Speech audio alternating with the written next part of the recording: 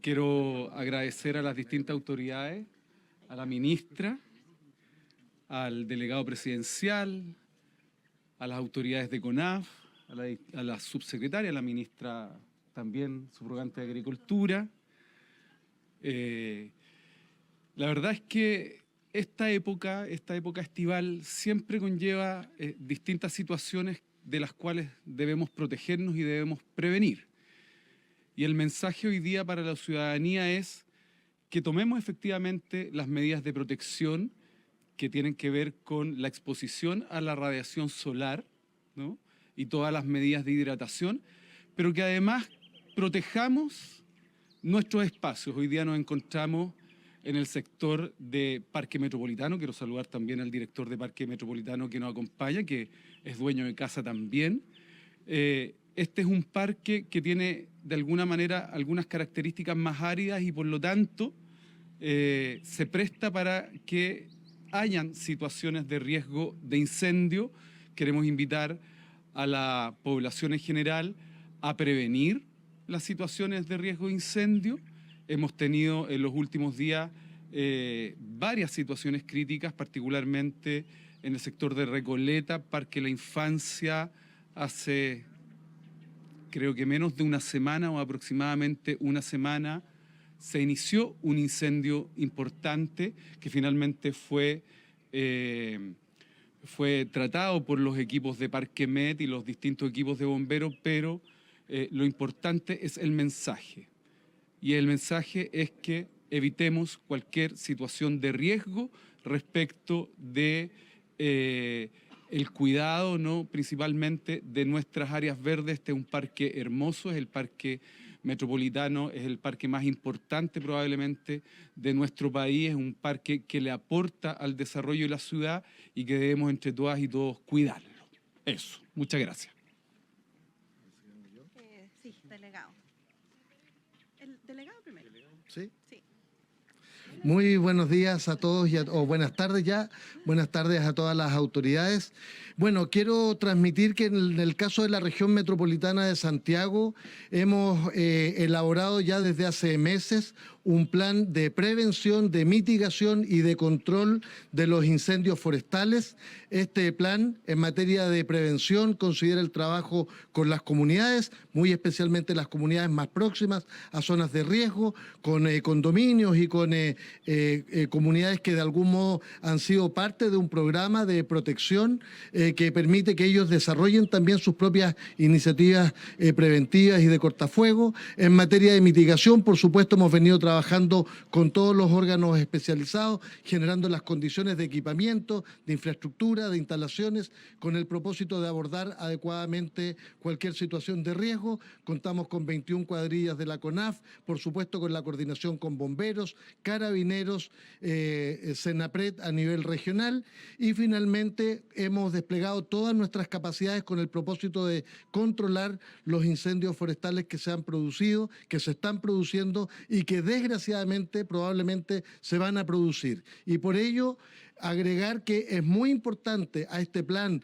de prevención, mitigación y control de incendios forestales acompañar una conducta de autocuidado y de responsabilidad de las personas, de las comunidades, que no generen ninguna conducta de riesgo que pueda facilitar la ocurrencia de un incendio forestal. Todos los incendios forestales son producidos por la acción o por la omisión de los seres humanos y en ese sentido pedirles el máximo de responsabilidad. Y tal como decía el alcalde, adicionalmente transmitir que tenemos y vamos a tener sucesivas altas temperaturas y por eso seguir todas las recomendaciones en materia de hidratación, uso de ropa ligera y clara, protector solar desde factor 30 a lo menos, idealmente factor 50, especialmente para menores de edad, y transmitirles que desde la región metropolitana hemos generado todas las condiciones necesarias para minimizar los riesgos, pero requerimos también el compromiso de la ciudadanía. Y finalmente decirles que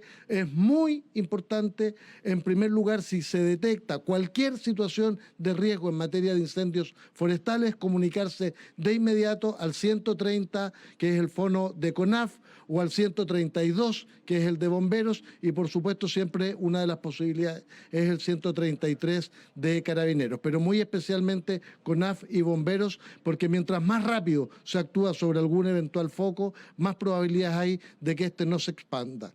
Siempre prevenir es mucho más fácil que combatir y controlar un incendio forestal. Muchas gracias. Sí, subsecretario de Vivienda. Muy buenas tardes, muchas gracias por estar aquí con nosotros en esta campaña preventiva que es muy relevante para nosotros. Los incendios causan estrago no solo en las familias, sino también en la infraestructura, en los parques y en las viviendas, lo que representa muchas veces costos para el Estado y también un enorme despliegue de las instituciones públicas para poder reconstruir. En el Ministerio de Vivienda estamos con algunas acciones para sumarnos a esta campaña de prevención, particularmente en el Ministerio y en el propio Parque Metropolitano. En el Ministerio, a través de nuestros programas donde estamos desplegados en el territorio, Quiero mi barrio, programas para asentamientos precarios y en pequeñas localidades, estamos trabajando con las comunidades en preparar planes de emergencia, identificar las vías de evacuación, organizarse, estar en contacto con las autoridades locales, todo ello trabajado con las comunidades a través de nuestros programas. También tenemos una página web, una página especial dentro de nuestro sitio del Ministerio que es www.mimbu.cl, donde hemos publicado en el banner que se denomina Mimbu en alerta preventiva, distintos materiales, instrumentos y también enlaces a otras instituciones que trabajan en la prevención de incendios, algunas cartillas, algunos videos explicativos para preparar un material y un plan de emergencia en la comunidad, en el barrio, para que en el hogar también identifiquemos riesgos y hay distinto material que la comunidad puede revisar. Pero también aquí en el propio parque, en este parque tan valioso para la ciudad que debemos cuidar, tenemos también algunas acciones de prevención, nos hemos estado preparando. Desde septiembre se ha trabajado en la construcción de 14 kilómetros de cortafuegos, se han preparado superficies con líquido retardante, 15 hectáreas del parque y otras 25 se ha retirado también el material combustible que hay ahí. Es muy importante para quienes visitan el parque que el Parque Metropolitano es un lugar libre de humo. Aquí no se permite fumar, ni hacer asado, ni encender fogata. Eso también es muy relevante porque la prevención depende también de las personas que visitan particularmente aquí el parque. Y otras dos cosas muy relevantes e importantes, aquí estamos con la Brigada Roble 4 de la CONAF, que colabora y está permanentemente acá, con una brigada que también tiene el propio Parque Metropolitano para la prevención y el combate de los eventuales incendios. Así que también ahí trabajamos muy en colaboración con la CONAF. Y finalmente también contamos con un número telefónico para poder alertar, es muy importante alertar en una primera etapa de un incendio forestal, ¿cierto? Cualquier incendio o foco de fuego que detecte algún vecino o alguien que vaya pasando, el número es el 1466 y puede ahí identificar y avisar oportunamente a estas brigadas que van a concurrir cuando vea algún inicio de incendio. Eso es muy relevante también como manera de alertar y detectar prontamente los incendios. Muchas gracias. Hola, muy buenas tardes a todas las personas presentes. Quiero comenzar por agradecer su presencia aquí el día de hoy. Desde el Ministerio de Salud queremos compartir con toda la ciudadanía algunas medidas de precaución que son importantes en la temporada de verano. En el verano, al igual que en el invierno, hay ciertas características y condiciones que aumentan algunos riesgos de daño a la salud de las personas. Por ejemplo, aumenta el riesgo de las enfermedades transmitidas por vectores, las arbovirosis, la enfermedad de Anta y también el aumento del riesgo de incendios y también las altas temperaturas. Por eso el Ministerio hoy día, este año, ha innovado con la campaña de verano, así que lo primero que les quiero comunicar es que hay información disponible para la ciudadanía de toda la distinta gama de riesgos que aumentan en esta temporada estival. Está disponible en www.minsal.cl un banner específico que dice campaña de verano y ahí está el detalle de los distintos riesgos y las cosas que podemos hacer las personas para prevenirlos. Hoy día yo quiero hacer énfasis en dos de aquellos puntos. El primero son las altas temperaturas y también el aumento de riesgo de incendios y cómo eso puede afectar la salud de las personas. Comenzando por las altas temperaturas, quiero explicar que para que el cuerpo funcione de manera normal requiere estar dentro de un rango de temperatura. Es por eso que de manera autónoma tenemos la función de termorregulación. como por ejemplo cuando hace mucho calor el cuerpo tiene la sudoración como mecanismo para enfriar el organismo. Cuando estamos ante altísimas temperaturas, este mecanismo de termorregulación puede no ser suficiente y lo que eso genera es que el cuerpo puede entonces aumentar sobre la temperatura que requiere para funcionar de manera correcta. Esto se le llama un golpe de calor y constituye una urgencia médica. Para esto podemos hacer distintas cosas que yo las voy a categorizar en tres niveles. Lo primero es evitar estar expuestos al sol directo y evitar estar expuestos a las altas temperaturas, y para eso lo primero que podemos hacer es escoger los horarios en los cuales podemos salir de nuestro domicilio. En lo ideal, las personas debieran permanecer en su domicilio entre las 10 de la mañana y las 6 de la tarde, que es la hora en que hace más calor, y entendiendo que este es un rango de tiempo muy amplio durante el día, al menos evitar estar en la calle al aire libre entre las 11 de la mañana y las 3 de la tarde. Eso es lo primero para evitar estar en altas temperaturas. Se ríen porque es la hora que es ahora. Lo segundo es mitigar. Cuando ya estamos en una situación de altas temperaturas, hay que mitigar sus efectos. Dentro del domicilio, una de las cosas que podemos hacer, aunque puede sonar contraintuitivo, es que hay que cambiar la forma de ventilar la casa y priorizar la ventilación durante la noche en que la temperatura está más baja, por ende que circule hacia dentro del domicilio aire que está más frío afuera, y luego durante el día cerrar las ventanas y bajar las cortinas para evitar el golpe del sol directo al domicilio, que evidentemente haría que aumente la temperatura. Y cuando estemos fuera al aire libre en las horas de calor, como ahora, podemos también tomar ciertas medidas de mitigación, como por ejemplo buscar el descanso, buscar la sombra, la forma en que nos vestimos, ya lo adelantaba el delegado presidencial. Tenemos que usar ropa ligera, que esto cambia muchísimo la sensación también térmica, y utilizar protección al sol, como por ejemplo estamos usando sombrero. Se sugiere como manera ideal este sombrero que estoy usando, que es el sombrero legionario, que además de cubrir la cabeza, cubre también el cuello y los oídos. De no tenerlo, utilizar otro sombrero y también anteojos de sol con filtro para proteger nuestros ojos, y por supuesto utilizar protector solar al menos factor 30 y reaplicarlo cada 2 horas. No es suficiente usarlo solamente una vez al día. Y lo más importante que podemos hacer como medida de mitigación es la hidratación. La manera en que afecta principalmente la alta temperatura a la salud de las personas es que lleva a la deshidratación extrema. Entonces, para esto tenemos que estar muy conscientes. Lo primero que tenemos que saber las personas es que la sensación de sed no es un indicador correcto para tomar agua e hidratarse. Cuando tenemos sed es un indicador que ya estamos deshidratados, por lo cual hay que tomar agua habitualmente, abundantemente, al menos entre 8 y 12 vasos de agua al día. Y muy importante es que con fines de hidratarse, nada reemplaza el agua. Las bebidas no reemplazan el agua, los jugos no reemplazan el agua, y hay que evitar también tomar líquidos que nos deshidratan, como por ejemplo el café. La cafeína nos deshidrata, y también el alcohol, que también genera o facilita la deshidratación. Y lo que es muy importante también como tercer categoría es la identificación. Identificar cuando estamos frente a una persona que esté sufriendo algún golpe de calor. Y esto lo podemos identificar con síntomas tales como la taquicardia.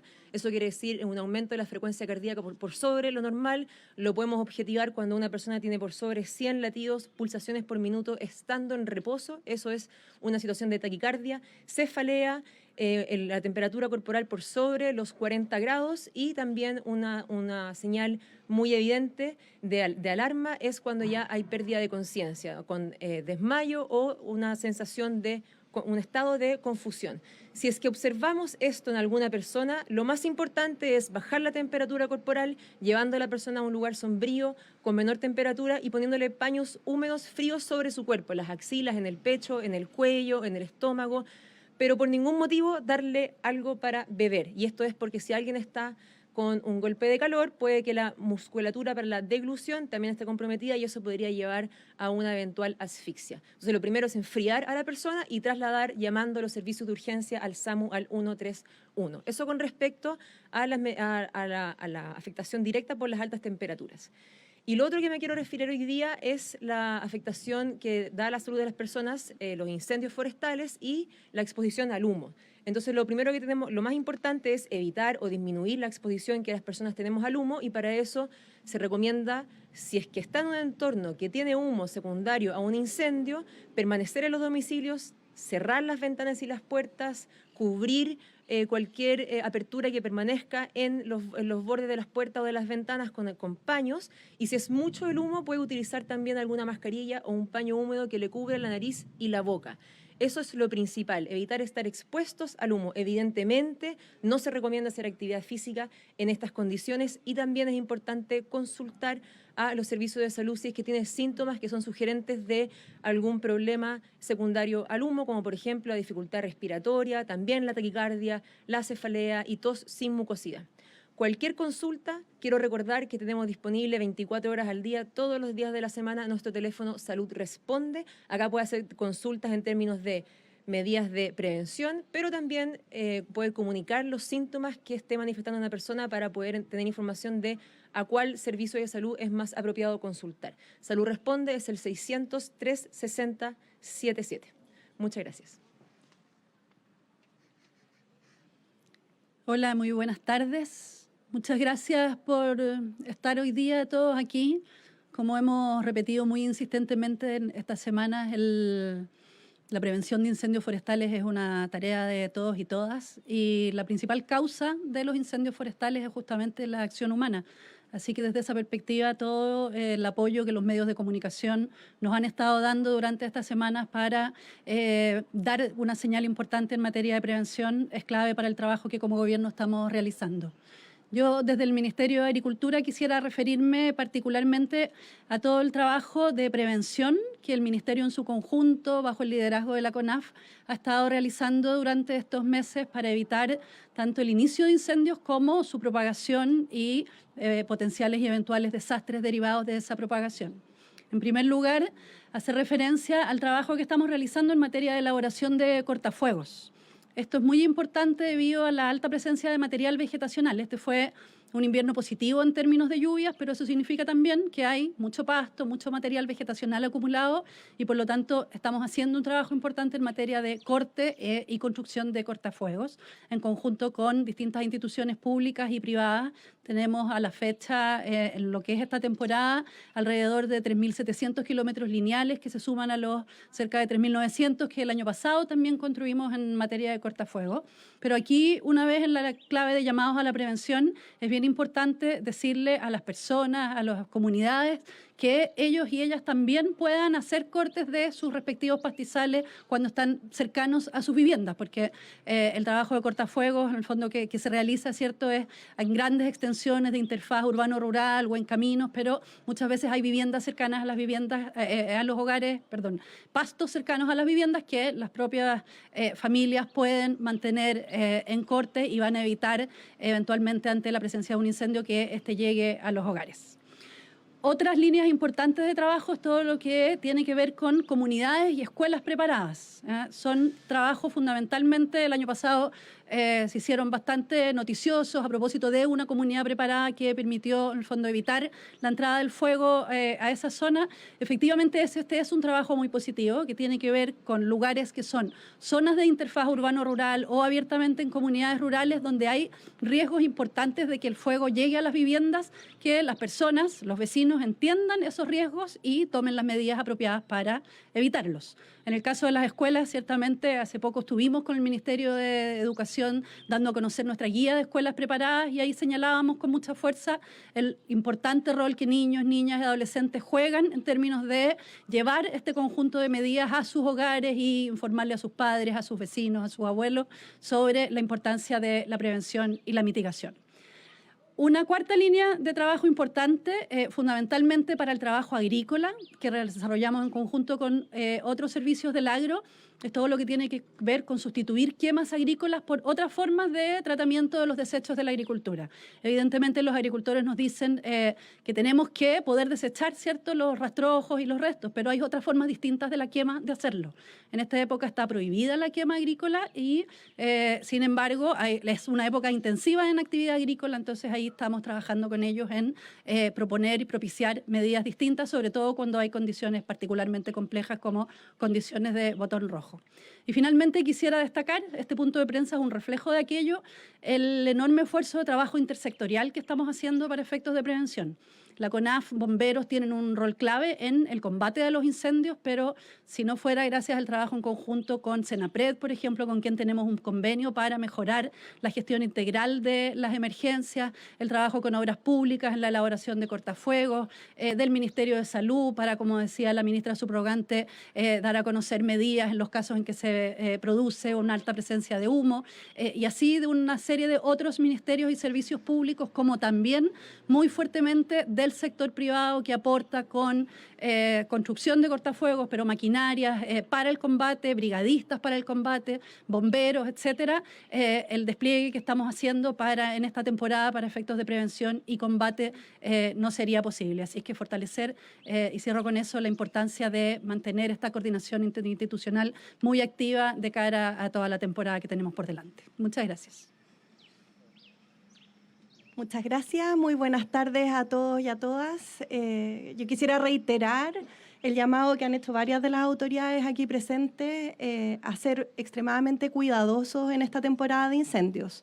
Sabemos que el 99% de los incendios ocurren por causas humanas y son un delito.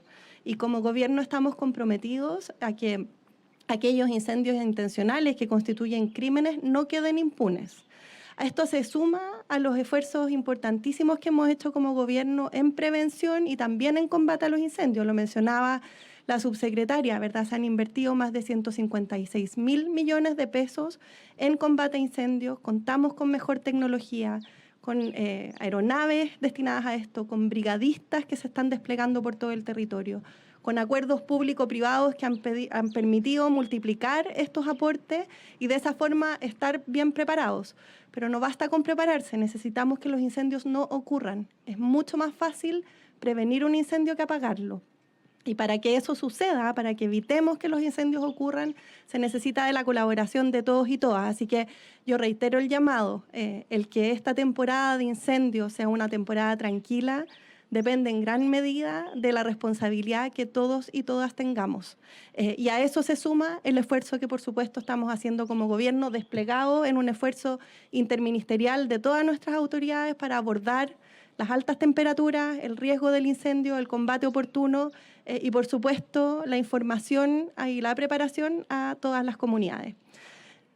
Yo quiero resaltar algo respecto de este lugar, ¿verdad? Tuvimos la oportunidad de conocer un pequeño bosque que hay aquí en el Parque Metropolitano, que es un bosque que se llama Bosque Miyawaki, en honor a un botánico japonés que, a partir de la ciencia y del estudio, descubrió qué ocurría cuando incorporábamos distintas especies nativas en un espacio de terreno acotado y generábamos competencia y colaboración entre estas distintas especies. Y lo que ocurre es que los bosques crecen muy rápido. Crecen 10 veces más rápido cuando trabajan especies en conjunto que cuando las ponemos a todas separadas. Creo que tenemos mucho que aprender del ejercicio de la evidencia científica, pero también de la importancia de la colaboración frente a desafíos. Y ojalá nos quedemos, varios de los que vimos hoy día este bosque, con esa sensación y con esa impronta. Cuando nos enfrentamos a desafíos difíciles, el trabajar colaborativamente, así como lo hace la naturaleza, entrega mejores resultados. Y de verdad, como gobierno, creemos, esperamos y hacemos un llamado a toda la ciudadanía a llenarnos de ese espíritu y que a esta temporada de incendios seamos todos responsables, conscientes de nuestras acciones y evitemos los incendios, evitemos que estos ocurran y dediquemos nuestros esfuerzos a la prevención y no al combate. Muchas gracias. Entiendo que hay preguntas.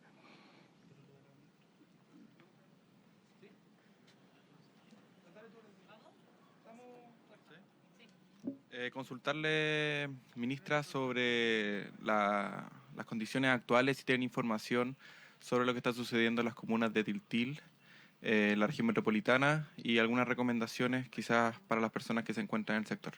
Subsecretaria, la toma. Sí. Sí, muchas gracias. A ver, al día de hoy tenemos 28 incendios activos a nivel nacional en distintas etapas. 3 de ellos con alerta roja. Uno en el norte, en la comuna de Pica, el incendio al que te hace referencia en Colina, Tiltil, y un tercero en Hualqui.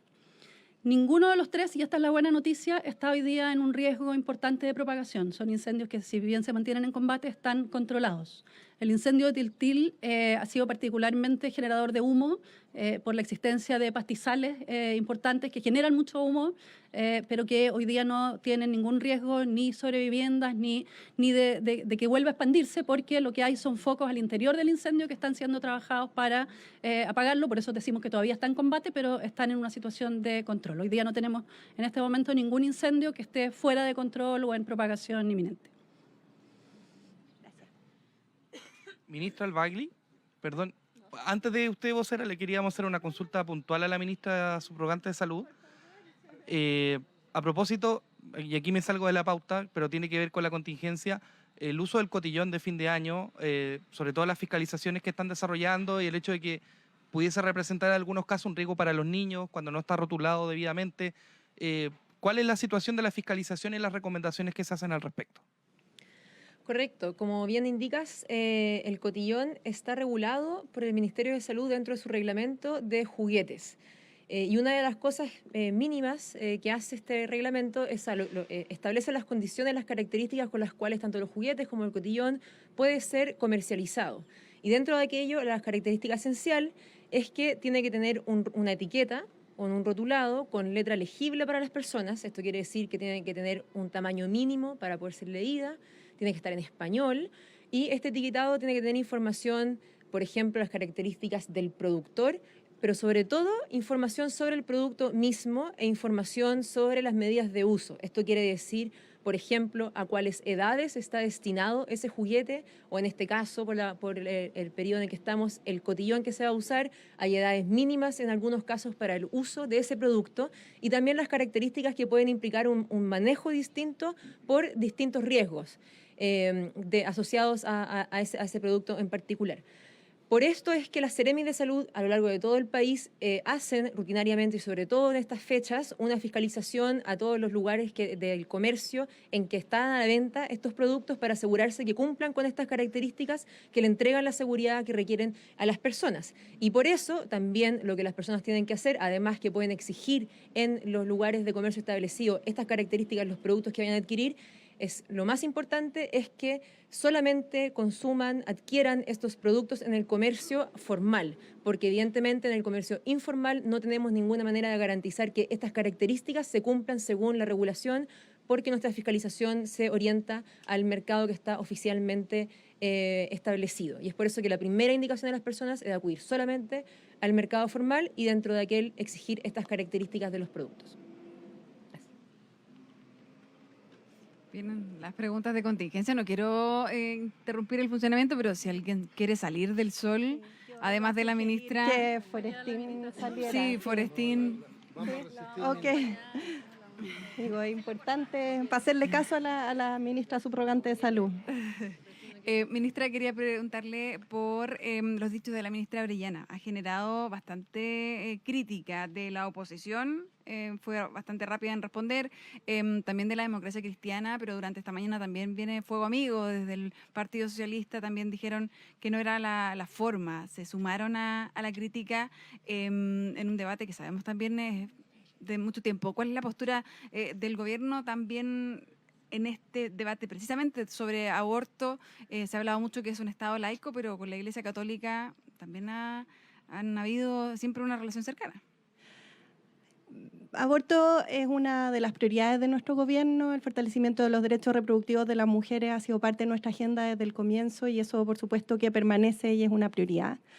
Es una discusión donde efectivamente hay diversidad de miradas, miradas que vienen de distintos credos, de distintos sectores políticos, pero es una discusión que tiene que darse, y tiene que darse en el marco del proceso legislativo, que es donde democráticamente se dan esas discusiones.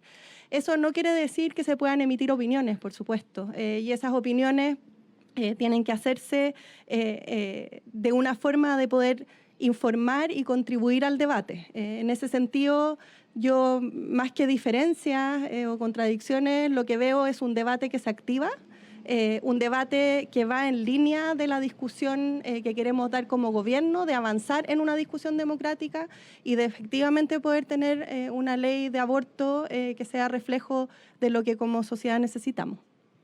Pero contribuye al debate la forma también en lo que dice la ministra cuando dice son príncipes de la iglesia, que esa es un poco la crítica, es la forma en que lo dijo. Creo que no hay que temerle a las tensiones. Aquí son opiniones, puntos de vista en el marco de una discusión que es una discusión necesaria como país y creo que eso es con lo que nos tenemos que quedar, ¿verdad? La necesidad de tener una discusión abierta en materia de aborto, que sabemos es una necesidad y un espacio donde necesitamos avanzar. Ministra, y por Dominga, esto lleva 11 años, 4 gobiernos han estado también en esta discusión y ayer la ministra Maiza en CNN decía, esto puede que incluso quede para el gobierno siguiente, o sea, habría esa posibilidad o para el próximo año, entendiendo que se sigue trabando. Acá se pidió también el procedimiento de Contraloría para entender, pero hay claridad también de quienes podrían integrar finalmente como gobierno este comité o quienes podrían asumir, entran las subrogancias.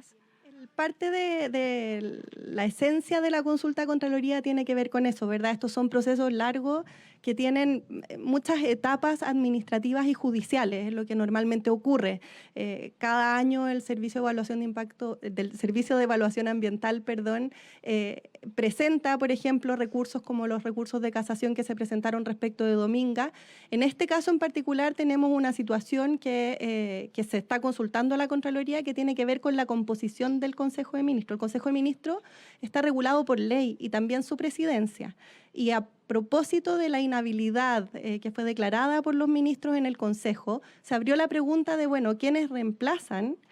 Porque esto está regulado por ley, y quién preside ese Consejo de Ministros. Y resolver esa duda es esencial, porque necesitamos que el trabajo que haga ese comité y la resolución que se tome sea una que se apegue a la ley y que efectivamente permita llegar a la solución final de este proceso de la manera correcta. Entonces, no podemos adelantar, y esa es la razón por la que hicimos la consulta a Contraloría, quienes debieran componerlo. Es una pregunta abierta y por funciones le corresponde a Contraloría poder emitir esa opinión. Ministra, buenas tardes. Yo tengo 2 consultas. Lo primero respecto de esta minuta que ha circulado a los medios, lo publicó Exante, se ha replicado, en torno a la reforma previsional, el hecho de que se plantee a la alcaldesa Matei también como parte de esos elementos, preguntarle si es efectiva esa minuta y si es que esto puede complicar negociaciones de última hora. Eso por un tema, y aprovecho también de hacerle la pregunta por otro tema. El hecho de que en Puente Alto se hayan subido los sueldos de los trabajadores que menos ganaban, se plantea acá como un mecanismo para financiar esto, que hay proyectos con carga a la Subdere y al gobierno regional. ¿Es esto también un incentivo para que otros municipios lo hagan así, reduzcan su carga presupuestaria, respaldan esa forma de proceder? No me voy a referir a filtraciones y trascendido. Lo que nosotros como gobierno hemos trabajado, y en esto la ministra Jara ha sido clarísima, es en trabajar por un acuerdo que nos permita contar con una reforma de pensiones de aquí a final de enero. Quiero enfatizar algunos de los datos que dio la ministra Jara en una declaración recientemente, ¿verdad? Tenemos una mediana de pensiones que en el caso de las mujeres llega a 46.000 pesos. En la mediana de los hombres a 155.000 pesos. Estamos hablando de montos que para cualquiera de nosotros que tiene una casa, que va al supermercado, son completamente insuficientes. Ese es el objetivo con el que estamos trabajando y confiamos en que los parlamentarios van a poder generar este acuerdo junto con el Ejecutivo y que logremos esta reforma de pensiones que permita pensiones mejores, más altas, y que ocurra ahora y no en 20 o en 25 años más. Ese es el centro de la discusión y es donde nos tenemos que quedar. Ahora, respecto del anuncio de la municipalidad, yo no sé si todos saben, pero las municipalidades son organismos autónomos y por lo tanto tienen facultades para realizar este tipo o tomar este tipo de decisiones y administrar los recursos, por supuesto siempre con apego a la ley, pero de la manera que a ellos les parezca adecuada. Y junto con eso, bueno, nosotros como gobierno no podemos sino alegrarnos cuando las remuneraciones y las condiciones laborales, particularmente de los que ganan menos, mejoran. Ha sido parte de nuestra política de gobierno, a eso responde el salario mínimo de 500.000 pesos, la reforma de 40 horas, son todas acciones destinadas a mejorar las condiciones, particularmente de las personas que ganan menos.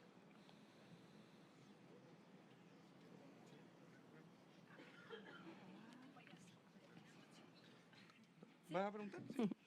Ministra, me queda un poquito bajito. Buenas tardes, ministra. Era temática de pensiones también. Yo le quería pedir si usted podría puntualizar su postura sobre por qué el mandatario decidió ayer enfatizar un poco su punto con este tuit y también reposteo de este video del diputado Gonzalo Winter. Las pensiones es algo que nos interesa a todos, ¿verdad? Todos tenemos una mamá, una abuelita, un tío, alguien que recibe una pensión y que muy probablemente sea insuficiente para cumplir con las necesidades que le plantea su vida, ¿verdad? Y en ese sentido se está dando esta discusión. Y igual como lo decía anteriormente, no hay que temerle a las tensiones. Lo que sí es importante es que cuando se plantean posiciones, se sepa cuál es el origen de esa posición y que entendamos que hay incumbentes, que hay partes interesadas que por supuesto pueden participar de la discusión, pero es importante hacerlo desde los datos y explicitando cuál es esa postura. Y el presidente lo que ha hecho es reforzar ese ejercicio, ¿verdad? Tener una discusión que sea informada no solo respecto de los contenidos y de los datos, sino que respecto de quién aporta y crea esos contenidos que evidentemente representan intereses de los distintos actores involucrados en la reforma. Pero quiero volver a enfatizar, lo que a nosotros como gobierno nos interesa es llegar a un acuerdo que genere una reforma de pensiones que mejore las pensiones de los jubilados y las jubiladas ahora, porque es urgente. Muchas gracias, ministra. Última pregunta cortita de contingencia navideña sobre el despliegue que hicieron varios parlamentarios de gestos navideños. Llamó en particular la atención el de Catalina Pérez, que se viralizó un poco con tintes negativos por cómo ella escogió lanzar regalos desde un carro. ¿Se podría pronunciar al respecto? Creo que yo soy vocera de gobierno, soy ministra de Estado y por lo tanto no me corresponde referirme a las acciones que hacen los parlamentarios. Nuestra posición como gobierno respecto de las celebraciones navideñas fue en parte cubierta por la ministra subrogante de Salud. Esperamos que sean unas bonitas fiestas, que nos ayuden a reencontrarnos, a disfrutar tiempo con la familia, que se hagan seguras. Estamos trabajando en eso con un despliegue de fiscalizaciones, con despliegues en todos los territorios para asegurar que las familias puedan celebrar este final de año de buena manera, con seguridad, y en eso es lo que estamos enfocados. Ministra, quedo en el tintero, buenas tardes, perdón, sobre el protocolo de migración, en qué consiste, también cuál fue el trabajo que llevó adelante el gobierno, y aprovecho a preguntarle también por una información que da la segunda en este momento que tiene que ver con que Contraloría hizo advertencias sobre gastos reservados rendidos por el ex subsecretario Manuel Monsalve, quien de manera reiterada siempre expresaba los mismos motivos para justificar estos gastos. Respecto del protocolo de migración, esto es parte de un esfuerzo sostenido del gobierno en esta materia. Sabemos que es un tema de preocupación y que hay trabajo por hacer. El protocolo contempla, en primer lugar, una mejor coordinación de las instituciones públicas involucradas en el proceso.